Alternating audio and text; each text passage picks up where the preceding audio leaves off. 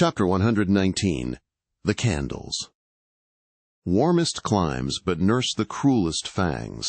The tiger of Bengal crouches in spiced groves of ceaseless verdure, skies the most effulgent, but basket the deadliest thunders. Gorgeous Cuba knows tornadoes that never swept tame northern lands. So too it is that in these resplendent Japanese seas, the mariner encounters the direst of all storms, the typhoon. It will sometimes burst from out that cloudless sky like an exploding bomb upon a dazed and sleepy town. Towards evening of that day, the Pequod was torn of her canvas, and bare-poled was left to fight a typhoon which had struck her directly ahead. When darkness came on, sky and sea roared and split with the thunder and blazed with the lightning that showed the disabled masts fluttering here and there with the rags which the first fury of the tempest had left for its aftersport. Holding by a shroud, Starbuck was standing on the quarter-deck, at every flash of the lightning glancing aloft, to see what additional disaster might have befallen the intricate hamper there, while Stubb and Flask were directing the men in the higher hoisting and firmer lashing of the boats. But all their pains seemed naught. Though lifted to the very top of the cranes, the windward quarter-boat Ahab's did not escape.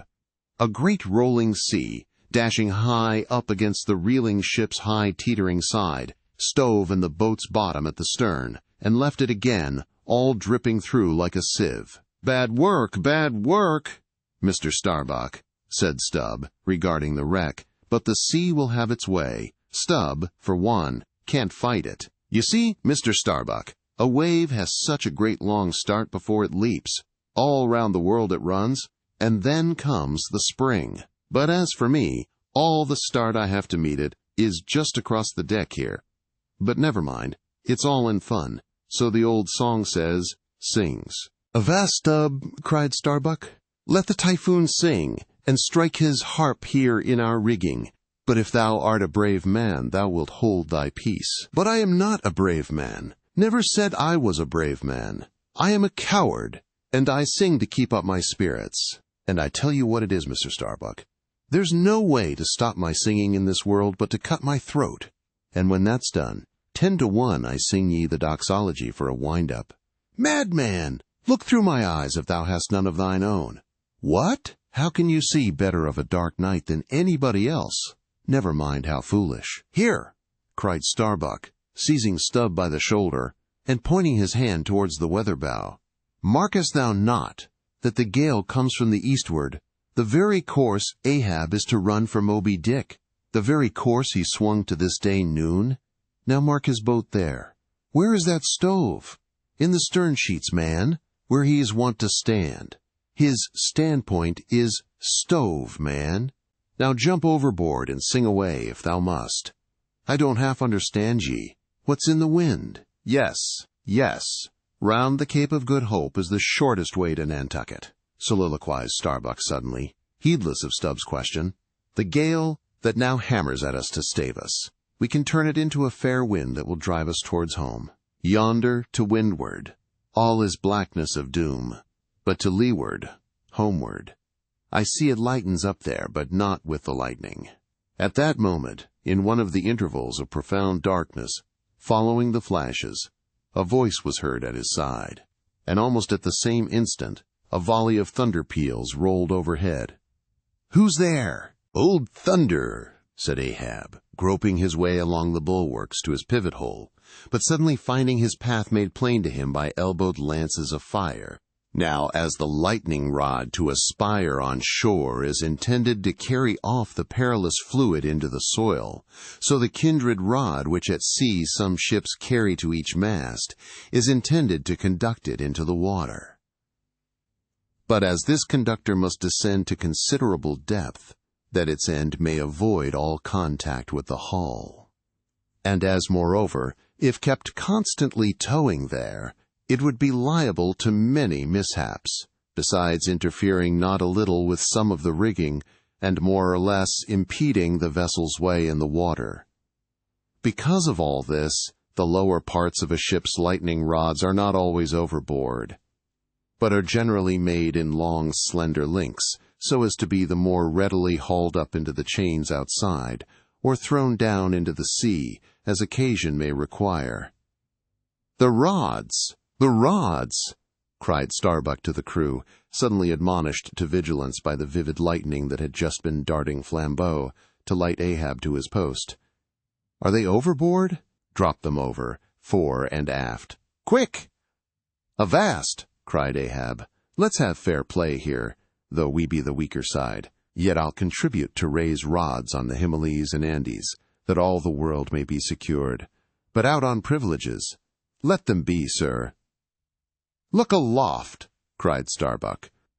The corposants, the corposants. All the yardarms were tipped with a pallid fire, and touched at each tri-pointed lightning rod end with 3 tapering white flames. Each of the 3 tall masts was silently burning in that sulphurous air, like 3 gigantic wax tapers before an altar.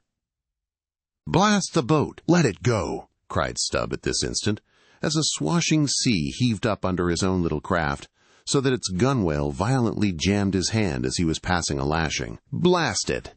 But slipping backward on the deck, his uplifted eyes caught the flames, and immediately shifting his tone, he cried, "The corposants have mercy on us all." To sailors, oaths are household words they will swear in the trance of the calm, and in the teeth of the tempest. They will imprecate curses from the topsail yard arms, when most they teeter over to a seething sea. But in all my voyagings, seldom have I heard a common oath when God's burning finger has been laid on the ship, when his mene, mene, tekel uparsin has been woven into the shrouds and the cordage. While this pallidness was burning aloft, few words were heard from the enchanted crew, who in one thick cluster stood on the forecastle, all their eyes gleaming in that pale phosphorescence, like a far-away constellation of stars. Relieved against the ghostly light, the gigantic jet negro, Dagu, loomed up to thrice his real stature, and seemed the black cloud from which the thunder had come. The parted mouth of Tashtugo revealed his shark white teeth, which strangely gleamed as if they too had been tipped by corposants, while lit up by the preternatural light. Queequeg's tattooing burned like satanic blue flames on his body. The tableau all waned at last with the pallidness aloft, and once more the Pequod and every soul on her decks were wrapped in a pall. A moment or two passed, when Starbuck, going forward, pushed against someone. It was Stubb. "What thinkest thou now, man? I heard thy cry. It was not the same in the song." No, it wasn't. I said the corposants have mercy on us all, and I hope they will, still. But do they only have mercy on long faces? Have they no bowels for a laugh? And look ye, Mr. Starbuck. But it's too dark to look. Hear me, then. I take that masthead flame we saw for a sign of good luck. For those masts are rooted in a hold that is going to be chalk-a, block with sperm oil, do you see? And so all that sperm will work up into the masts, like sap in a tree. Yes, our 3 masts will yet be as 3 spermaceti candles. That's the good promise we saw. At that moment Starbuck caught sight of Stubb's face slowly beginning to glimmer into sight. Glancing upwards, he cried, "See! See!" And once more the high tapering flames were beheld, with what seemed redoubled supernaturalness in their pallor. "The corposants have mercy on us all," cried Stubb again.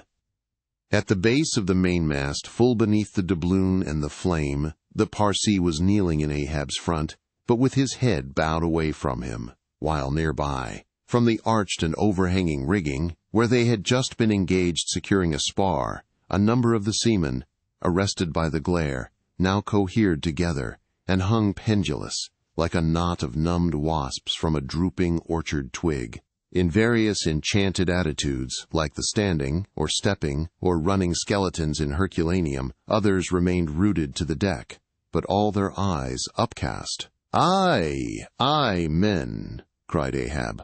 "Look up at it, mark it well. The white flame but lights the way to the white whale. Hand me those mainmast links there.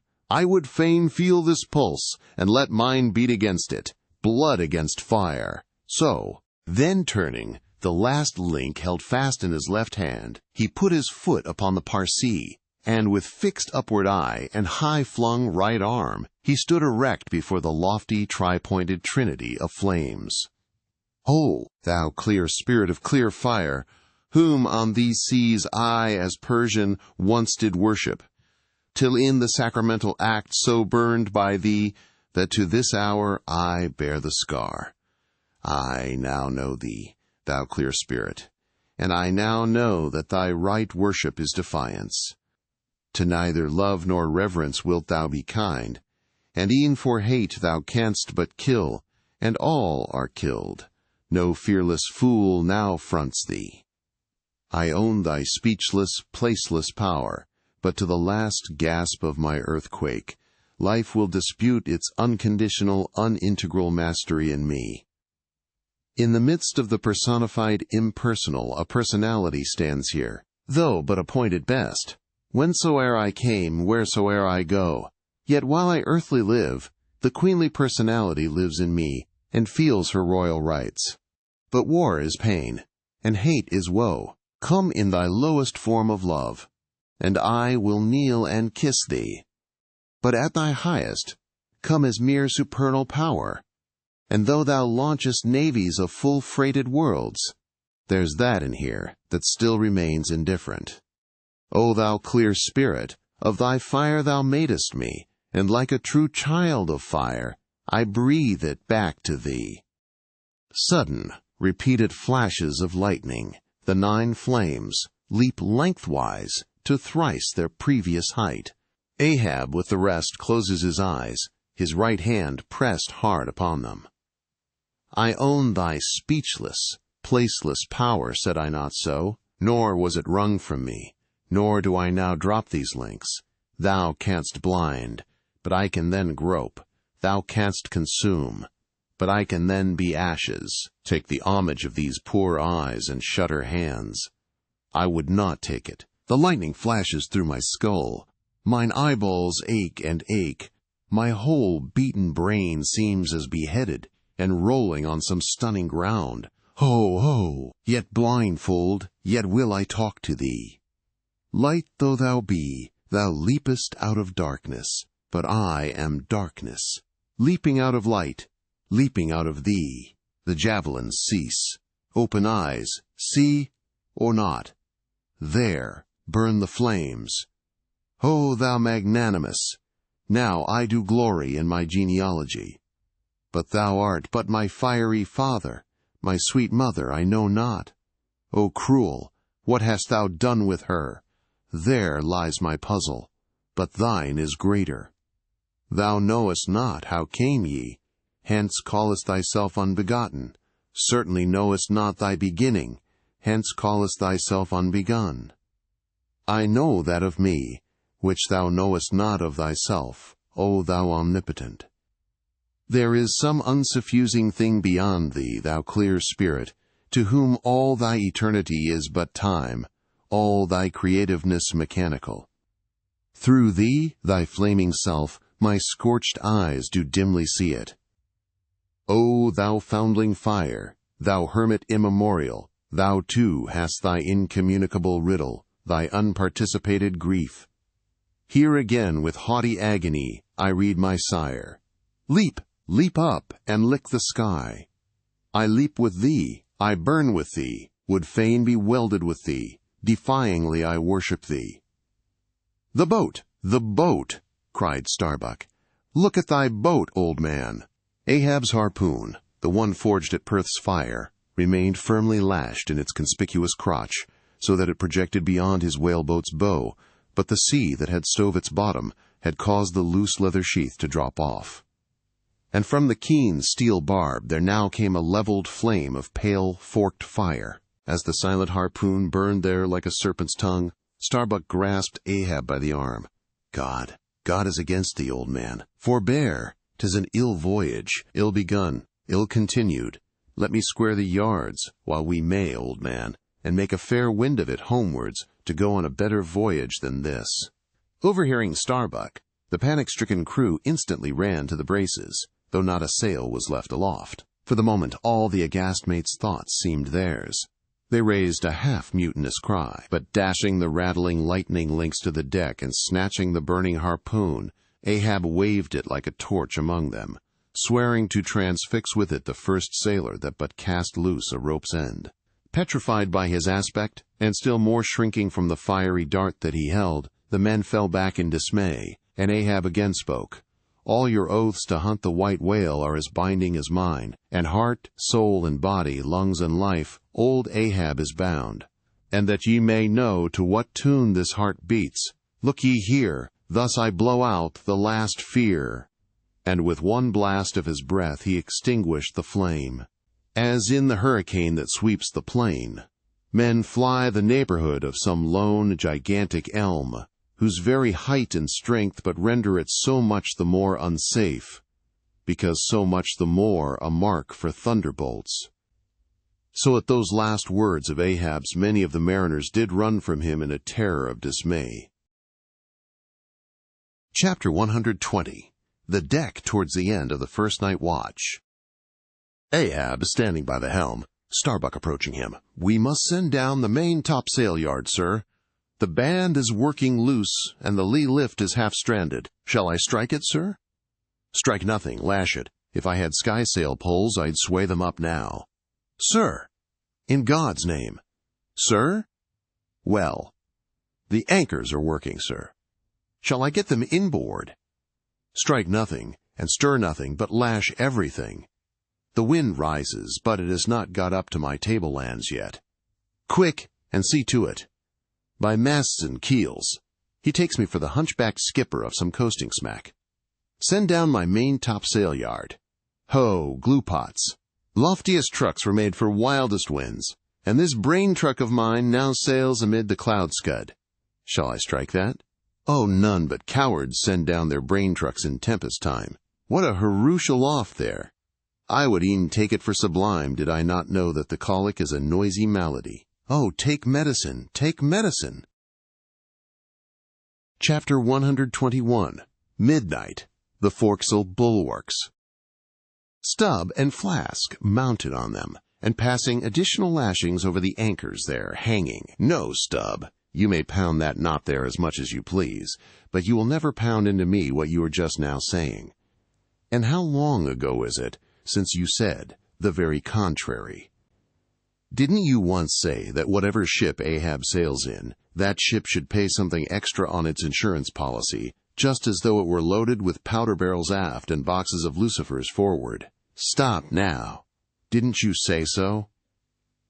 "Well, suppose I did. What then?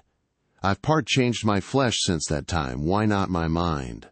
Besides, supposing we are loaded with powder barrels aft and lucifers forward, how the devil could the lucifers get afire in this drenching spray here? Why, my little man, you have pretty red hair, but you couldn't get a fire now.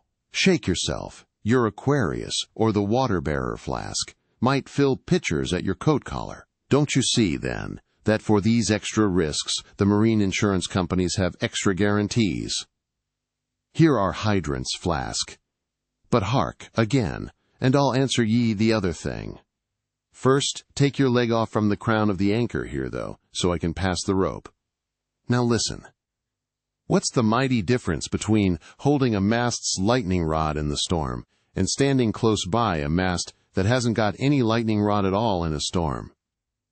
Don't you see, you timberhead, that no harm can come to the holder of the rod unless the mast is first struck? What are you talking about, then? Not one ship in 100 carries rods, and Ahab, I, man, and all of us, were in no more danger then, in my poor opinion, than all the crews in 10,000 ships now sailing the seas. Why, you, Kingpost, you! I suppose you would have every man in the world go about with a small lightning rod running up the corner of his hat, like a militia officer's skewered feather, and trailing behind like his sash. Why don't you be sensible, Flask? It's easy to be sensible. Why don't ye, then? Any man with half an eye can be sensible. I don't know that, Stubb. You sometimes find it rather hard. Yes, when a fellow's soaked through, it's hard to be sensible, that's a fact. And I am about drenched with this spray. Never mind. Catch the turn there, and pass it. Seems to me we are lashing down these anchors now as if they were never going to be used again. Tying these 2 anchors here, Flask, seems like tying a man's hands behind him. And what big, generous hands they are, to be sure. These are your iron fists, eh? What a hold they have, too.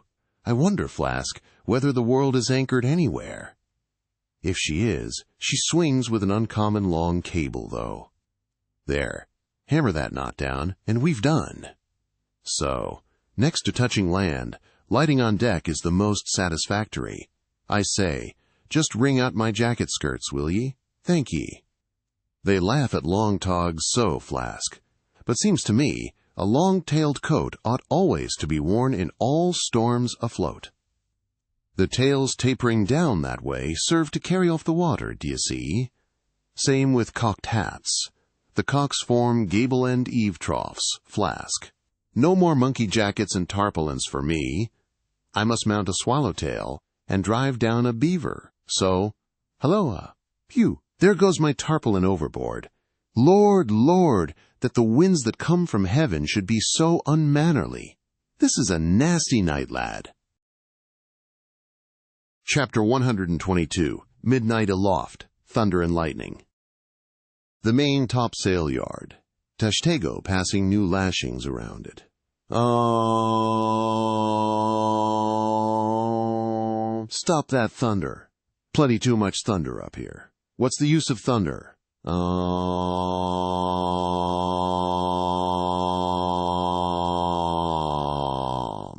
We don't want thunder.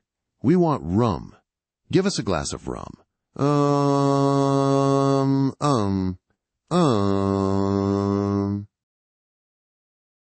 Chapter 123. The Musket. During the most violent shocks of the typhoon, the man at the Pequod's jawbone tiller had several times been reelingly hurled to the deck by its spasmodic motions, even though preventer tackles had been attached to it, for they were slack, because some play to the tiller was indispensable. In a severe gale like this, while the ship is but a tossed shuttlecock to the blast, it is by no means uncommon to see the needles in the compasses, at intervals, go round and round. It was thus with the Pequods. At almost every shock the helmsman had not failed to notice the whirling velocity with which they revolved upon the cards. It is a sight that hardly anyone can behold without some sort of unwonted emotion. Some hours after midnight, the typhoon abated so much that through the strenuous exertions of Starbuck and Stubb, one engaged forward and the other aft, the shivered remnants of the jib and fore and main topsails were cut adrift from the spars and went eddying away to leeward, like the feathers of an albatross, which sometimes are cast to the winds when that storm-tossed bird is on the wing. The 3 corresponding new sails were now bent and reefed, and a storm trysail was set further aft, so that the ship soon went through the water with some precision again, and the course, for the present, east-southeast, which he was to steer, if practicable, was once more given to the helmsman. For during the violence of the gale, he had only steered according to its vicissitudes. But as he was now bringing the ship as near her course as possible, watching the compass meanwhile, lo, a good sign. The wind seemed coming round astern. Aye, the foul breeze became fair. Instantly the yards were squared. To the lively song of "Ho, the fair wind! O ye ho, cheerly men!" the crew singing for joy, that so promising an event should so soon have falsified the evil portents preceding it. In compliance with the standing order of his commander, to report immediately and at any one of the 24 hours.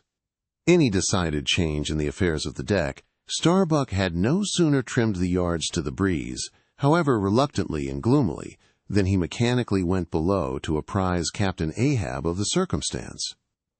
Ere knocking at his stateroom, he involuntarily paused before it a moment. The cabin lamp, taking long swings this way and that, was burning fitfully and casting fitful shadows upon the old man's bolted door, a thin one with fixed blinds inserted in place of upper panels. The isolated subterraneousness of the cabin made a certain humming silence to reign there, though it was hooped round by all the roar of the elements. The loaded muskets in the rack were shiningly revealed as they stood upright against the forward bulkhead. Starbuck was an honest, upright man. But out of Starbuck's heart, at that instant when he saw the muskets, there strangely evolved an evil thought, but so blent with its neutral or good accompaniments that for the instant he hardly knew it for itself. "He would have shot me once," he murmured. "Yes, there's the very musket that he pointed at me, that one with the studded stock. Let me touch it, lift it. Strange that I, who have handled so many deadly lances, strange that I should shake so now. Loaded? I must see. Aye, and powder in the pan. That's not good. Best to spill it. Wait, I'll cure myself of this. I'll hold the musket boldly while I think.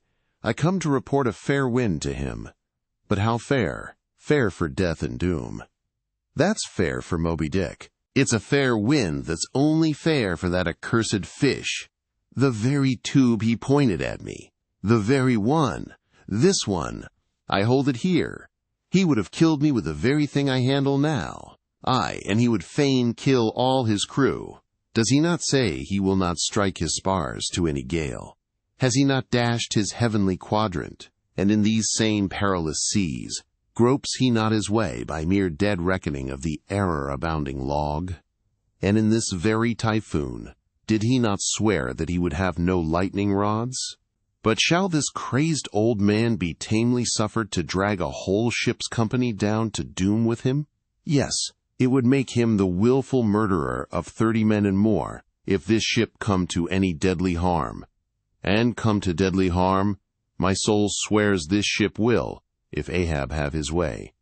If, then, he were this instant put aside, that crime would not be his. Ha! Is he muttering in his sleep? Yes, just there, in there, he's sleeping. Sleeping? Aye, but still alive, and soon awake again. I can't withstand thee then, old man. Not reasoning, not remonstrance, not entreaty wilt thou hearken to. All this thou scornest. Flat obedience to thy own flat commands, this is all thou breathest. Aye, and sayest the men have vowed thy vow, sayest all of us are Ahabs. Great, God forbid. But is there no other way, no lawful way? Make him a prisoner to be taken home? What? Hope to wrest this old man's living power from his own living hands? Only a fool would try it. Say he were pinioned even, knotted all over with ropes and hawsers, chained down to ring bolts on this cabin floor, he would be more hideous than a caged tiger then. I could not endure the sight, could not possibly fly his howlings. All comfort, sleep itself, inestimable reason would leave me on the long, intolerable voyage. What then remains? The land is hundreds of leagues away, and Loch Japan the nearest. I stand alone here upon an open sea with 2 oceans and a whole continent between me and law. Aye, 'tis so. Is heaven a murderer when its lightning strikes a would-be murderer in his bed, tindering sheets and skin together?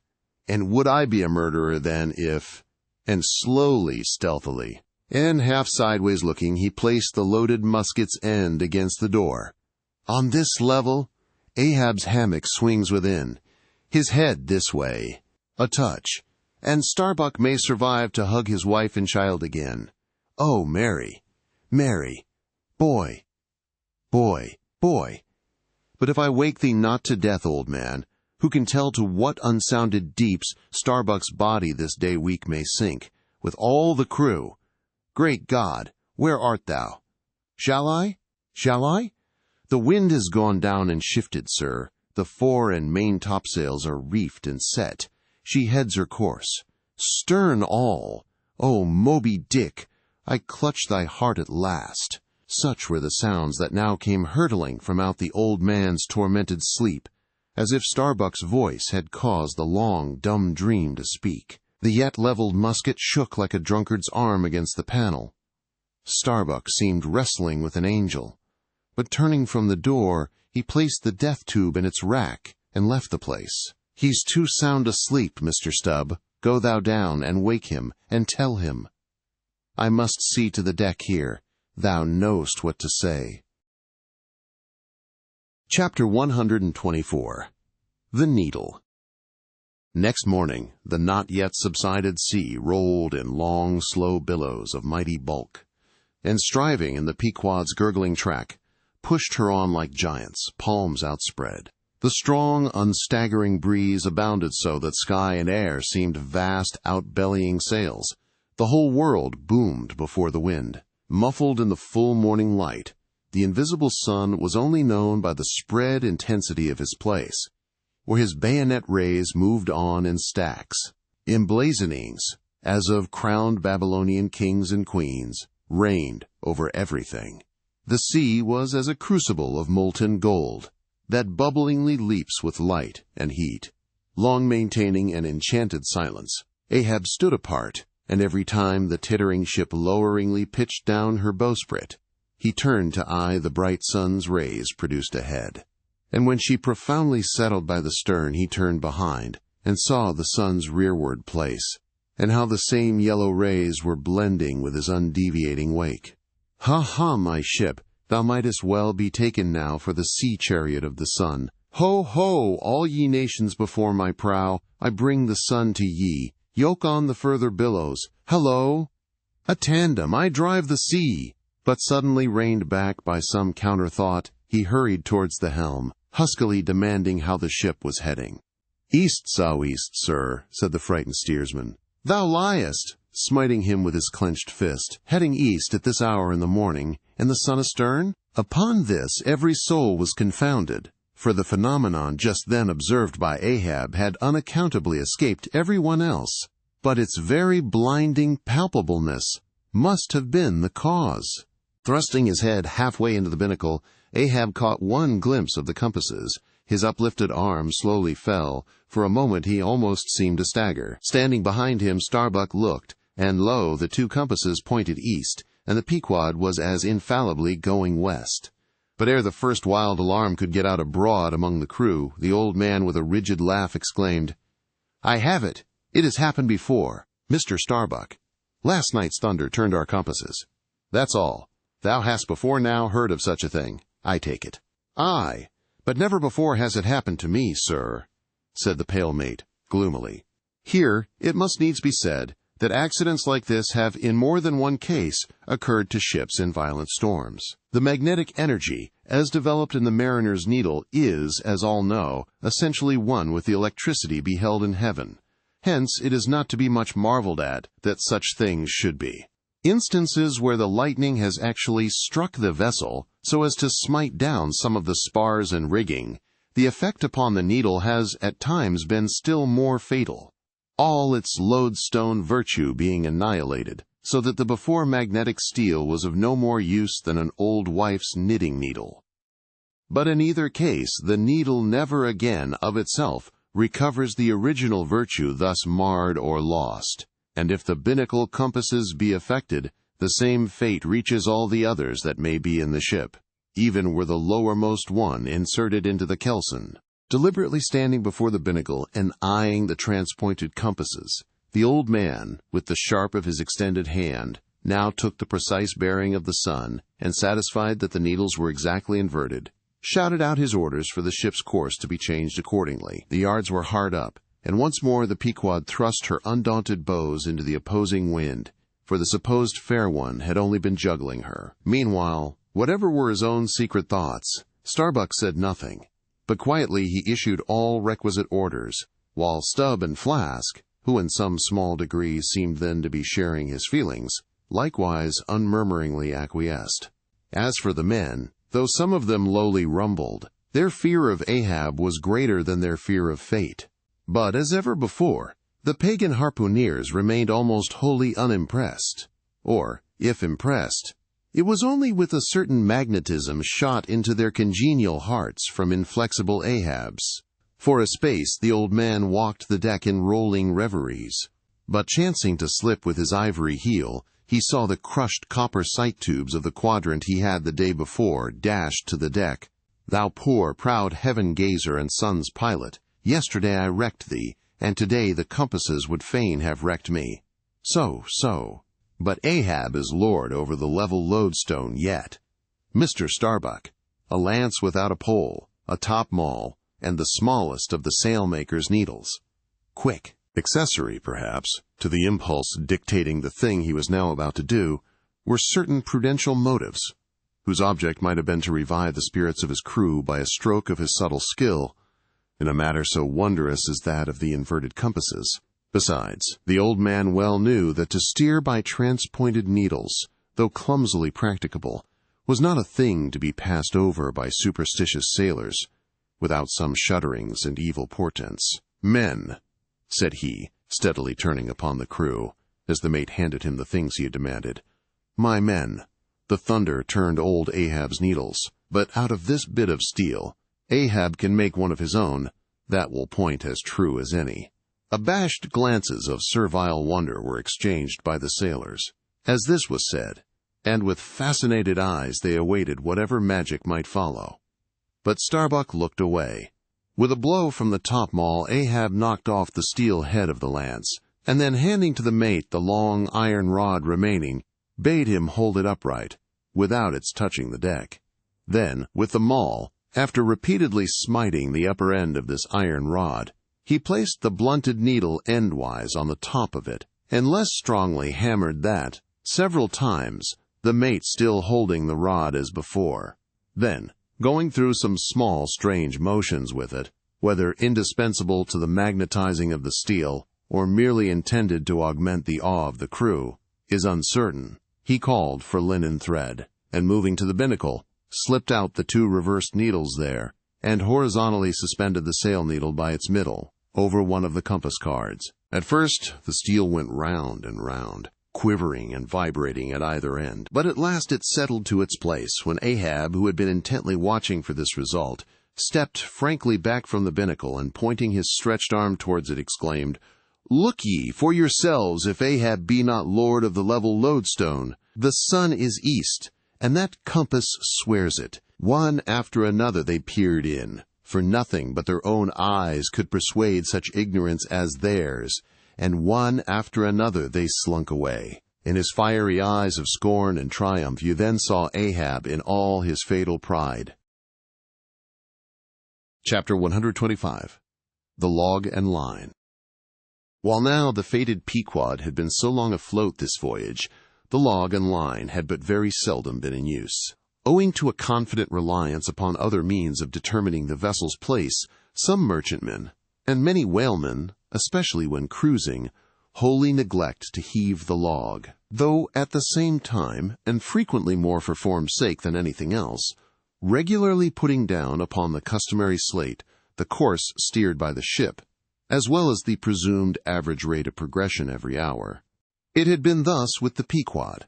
The wooden reel and angular log attached hung, long untouched, just beneath the railing of the after bulwarks. Rains and spray had damped it. Sun and wind had warped it. All the elements had combined to rot a thing that hung so idly. But heedless of all this, his mood seized Ahab, as he happened to glance upon the reel, not many hours after the magnet scene, and he remembered how his quadrant was no more, and recalled his frantic oath about the level log and line. The ship was sailing plungingly. Astern the billows rolled in riots. "Forward, there! Heave the log!" Two seamen came, the golden-hued Tahitian and the grisly Manxman. "Take the reel, one of ye. I'll heave." They went towards the extreme stern on the ship's lee side, where the deck, with the oblique energy of the wind, was now almost dipping into the creamy, sidelong rushing sea. The Manxman took the reel, and holding it high up by the projecting handle ends of the spindle round which the spool of line revolved, so stood with the angular log hanging downwards till Ahab advanced to him. Ahab stood before him, and was lightly unwinding some 30 or 40 turns to form a preliminary hand-coil to toss overboard, when the old Manxman, who was intently eyeing both him and the line, made bold to speak. "Sir, I mistrusted. This line looks far gone. Long heat and wet have spoiled it." "'Twill hold, old gentleman. Long heat and wet have they spoiled thee? Thou seemst to hold, or, truer perhaps, Life holds thee, not thou it. I hold the spool, sir, but just as my captain says, with these gray hairs of mine, 'tis not worth while disputing, specially with a superior, who'll ne'er confess. What's that? There now's a patched professor in Queen Nature's granite-founded college, but methinks he's too subservient. Where wert thou born? In the little rocky Isle of Man, sir. Excellent! Thou'st hit the world by that. I know not, sir, but I was born there. In the Isle of Man, hey? Well, the other way, it's good. Here's a man from man. A man born and once independent man, and now unmanned of man, which is sucked in. By what? Up with the reel. The dead, blind wall butts, all inquiring heads at last. Up with it! So! The log was heaved. The loose coils rapidly straightened out in a long, dragging line astern, and then, instantly, the reel began to whirl. In turn, jerkingly raised and lowered by the rolling billows, the towing resistance of the log caused the old reelman to stagger strangely. Hold hard! Snap! The overstrained line sagged down in one long festoon. The tugging log was gone. I crush the quadrant. The thunder turns the needles, and now the mad sea parts the log line. But Ahab can mend all. Haul in here, Tahitian. Reel up, Manxman. And look ye, let the carpenter make another log, and mend thou the line. See to it. There he goes now. To him nothing's happened, but to me the skewer seems loosening out of the middle of the world. Haul in, Tahitian. These lines run whole and whirling out. Come in broken and dragging slow. Ha, Pip! Come to help, eh, Pip? Pip? Whom call ye Pip? Pip jumped from the whaleboat. Pip's missing. Let's see now if ye haven't fished him up here, fisherman. It drags hard. I guess he's holding on. Jerk him, Tahiti! Jerk him off. We haul in no cowards here. Ho! There's his arm, just breaking water. A hatchet! Cut it off. We haul in no cowards here. Captain Ahab. Sir, here's Pip trying to get on board again. Peace, thou crazy loon, cried the Manxman, seizing him by the arm. Away from the quarter-deck! The greater idiot ever scolds the lesser, muttered Ahab, advancing. Hands off from that holiness. Where sayest thou Pip was, boy? Astern there, sir, astern, low. And who art thou, boy? I see not my reflection in the vacant pupils of thy eyes. O God, that man should be a thing for immortal souls to sieve through. Who art thou, boy? Bellboy, sir, ship's crier, ding-dong, ding. Pip, Pip, Pip, Pip. 100 pounds of clay reward for Pip. 5 feet high, looks cowardly, quickest known by that. Ding-dong, ding, who's seen Pip the coward? There can be no hearts above the snow line. O ye frozen heavens, look down here. Ye did beget this luckless child, and have abandoned him, ye creative libertines. Here, boy. Ahab's cabin shall be Pip's home henceforth, while Ahab lives. Thou touchest my inmost center, boy. Thou art tied to me by cords woven of my heartstrings. Come, let's down. What's this? Here's velvet shark skin! Intently gazing at Ahab's hand and feeling it. Ah, now, had poor Pip but felt so kind a thing as this, perhaps he had ne'er been lost. This seems to me, sir, as a man-rope, something that weak souls may hold by. Oh, sir, let old Perth now come and rivet these 2 hands together, the black one with the white, for I will not let this go. Oh, boy, nor will I thee, unless I should thereby drag thee to worse horrors than are here. Come, then, to my cabin. Lo, ye believers in God's all goodness, and in man all ill, lo you! See the omniscient gods oblivious of suffering man, and man, though idiotic, and knowing not what he does, yet full of the sweet things of love and gratitude. Come, I feel prouder leading thee by thy black hand, than though I grasped an emperor's. There go 2 daft ones now, muttered the old Manxman. One daft with strength, the other daft with weakness. But here's the end of the rotten line. all dripping too. Mended, eh? I think we had best have a new line altogether. I'll see Mr. Stubb about it. Chapter 126. The Life-Buoy. Steering now southeastward by Ahab's leveled steel and her progress solely determined by Ahab's level log and line, the Pequod held on her path towards the equator, making so long a passage through such unfrequented waters, descrying no ships, and ere long sideways impelled by unvarying trade winds, over waves monotonously mild. All these seemed the strange calm things preluding some riotous and desperate scene. At last, when the ship drew near to the outskirts, as it were, of the equatorial fishing ground, and in the deep darkness that goes before the dawn, was sailing by a cluster of rocky islets, the watch, then headed by Flask, was startled by a cry so plaintively wild and unearthly, like half-articulated wailings of the ghosts of all Herod's murdered innocents, that one and all they started from their reveries, and for the space of some moments stood or sat or leaned all transfixed listening, like the carved Roman slave, while that wild cry remained within hearing. The Christian or civilized part of the crew said it was mermaids, and shuddered. But the pagan harpooneers remained unappalled. Yet the gray Manxman, the oldest mariner of all, declared that the wild thrilling sounds that were heard were the voices of newly drowned men in the sea. Below in his hammock, Ahab did not hear of this till gray dawn, when he came to the deck. It was then recounted to him by Flask, not unaccompanied with hinted dark meanings. He hollowly laughed, and thus explained the wonder. Those rocky islands the ship had passed were the resort of great numbers of seals, and some young seals that had lost their dams, or some dams that had lost their cubs, must have risen nigh the ship and kept company with her, crying and sobbing with their human sort of wail. But this only the more affected some of them, because most mariners cherish a very superstitious feeling about seals, arising not only from their peculiar tones when in distress, but also from the human look of their round heads and semi-intelligent faces, seen peeringly uprising from the water alongside.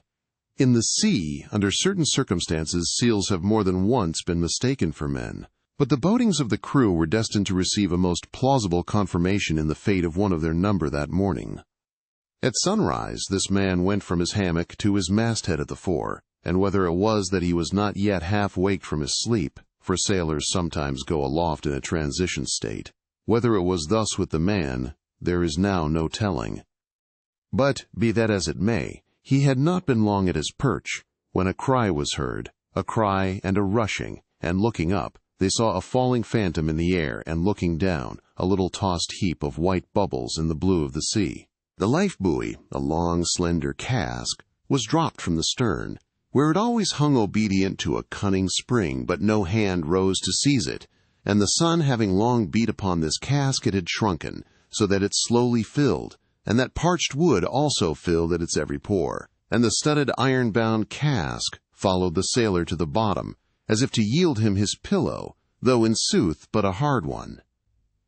And thus the first man of the Pequod, that mounted the mast to look out for the white whale, on the white whale's own peculiar ground, that man was swallowed up in the deep. But few, perhaps, thought of that at the time. Indeed, in some sort, they were not grieved at this event, at least as a portent, for they regarded it not as a foreshadowing of evil in the future, but as the fulfillment of an evil already presaged. They declared that now they knew the reason of those wild shrieks they had heard the night before. But again, the old Manxman said nay. The lost life-buoy was now to be replaced. Starbuck was directed to see to it. But as no cask of sufficient lightness could be found, and as in the feverish eagerness of what seemed the approaching crisis of the voyage, all hands were impatient of any toil but what was directly connected with its final end, whatever that might prove to be. Therefore they were going to leave the ship's stern unprovided with a buoy, when by certain strange signs and innuendos, Queequeg hinted a hint concerning his coffin. "A life-buoy of a coffin," cried Starbuck, starting. "Rather queer, that, I should say," said Stubb. "It will make a good enough one," said Flask. The carpenter here can arrange it easily. Bring it up. There's nothing else for it, said Starbuck after a melancholy pause. Rig it, carpenter. Do not look at me so, the coffin, I mean. Dost thou hear me? Rig it. And shall I nail down the lid, sir? Moving his hand, as with a hammer. Aye. And shall I caulk the seams, sir? Moving his hand, as with a caulking iron. Aye. And shall I then pay over the same with pitch, sir? Moving his hand, as with a pitch pot. Away! What possesses thee to this? Make a life-buoy of the coffin, and no more. Mr. Flask, come forward with me. He goes off in a huff, the whole he can endure. At the parts he balks. Now I don't like this. I make a leg for Captain Ahab, and he wears it like a gentleman, but I make a bandbox for Queequeg, and he won't put his head into it. Are all my pains to go for nothing with that coffin? And now I'm ordered to make a life-buoy of it. It's like turning an old coat, going to bring the flesh on the other side now. I don't like this cobbling sort of business. I don't like it at all. It's undignified. It's not my place. Let tinkers, brats do tinkerings. We are their betters. I like to take in hand none but clean, virgin, fair and square mathematical jobs, something that regularly begins at the beginning, and is at the middle when midway, and comes to an end at the conclusion. Not a cobbler's job, that's at an end in the middle, and at the beginning, at the end. It's the old woman's tricks to be giving cobbling jobs. Lord, what an affection all old women have for tinkers. I know an old woman of 65 who ran away with a bald-headed young tinker once. And that's the reason I never would work for lonely widow old women ashore, when I kept my job shop in the vineyard. They might have taken it into their lonely old heads to run off with me. But hey-ho! There are no caps at sea but snow caps. Let me see. Nail down the lid. Caulk the seams. Pay over the same with pitch. Batten them down tight, and hang it with the snap spring over the ship's stern. Were ever such things done before with a coffin? Some superstitious old carpenters now would be tied up in the rigging ere they would do the job. But I'm made of knotty aroostook hemlock. I don't budge. Cruppered with a coffin, sailing about with a graveyard tray. But never mind. We workers in woods make bridal bedsteads and card tables, as well as coffins and hearses. We work by the month, or by the job, or by the profit, not for us to ask the why and wherefore of our work, unless it be too confounded cobbling, and then we stash it if we can. I'll do the job now, tenderly. I'll have me, let's see, how many in the ship's company all told, but I've forgotten. Anyway, I'll have me 30 separate, Turk's-headed lifelines, each 3 feet long, hanging all round to the coffin. Then, if the hull go down, there'll be 30 lively fellows, all fighting for one coffin, a sight not seen very often beneath the sun. Come hammer, caulking iron, pitch pot, and marling spike. Let's to it. Chapter 127. The Deck. The coffin laid upon 2 line tubs between the vice bench and the open hatchway. The carpenter caulking its seams. The string of twisted oakum slowly unwinding from a large roll of it placed in the bosom of his frock.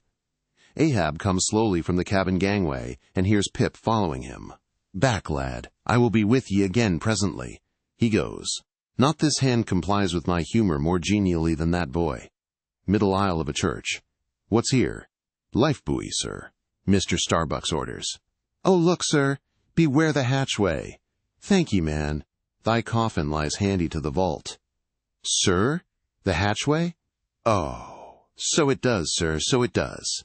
Art not thou the leg-maker? Look, did not this stump come from thy shop?